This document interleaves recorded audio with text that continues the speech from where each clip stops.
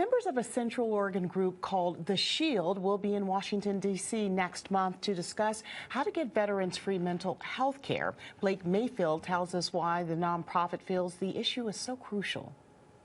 The Shield was originally founded in 2018 to help reduce veteran suicide rates in Central Oregon. But leaders say, as just one of a select few mental health providers regionally, that they need help. I understand there's going to be about 10 of us, and then there are other delegations from several other states, and we'll all be meeting in Washington, D.C.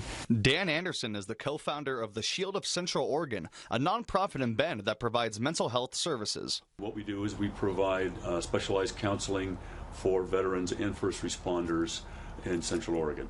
One of the policy ideas to be discussed in the nation's capital is mental health services for veterans and first responders at zero cost to them.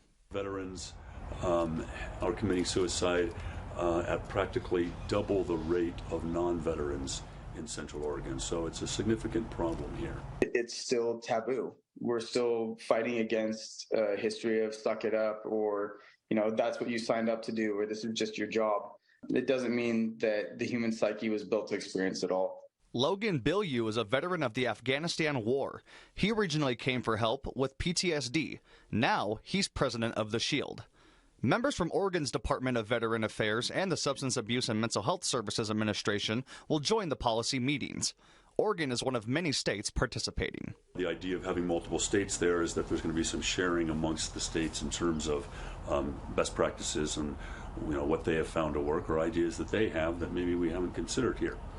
A lack of providers for mental health services, like the Shield, in the Central Oregon region make meetings like the one in April all the more important. When they do get to the point where maybe they're willing to reach out or ask or try, you could have wait times of up to 3, 4, 5, 6 months with local counselors who are culturally competent.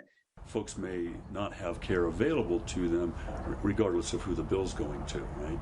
So that's sort of an example of why we want to make sure that the local voice gets heard. The Shield takes pride in getting veterans the help they need quickly. There is no waiting list, and most who reach out are seen within a week. Blake Mayfield, News Channel 21.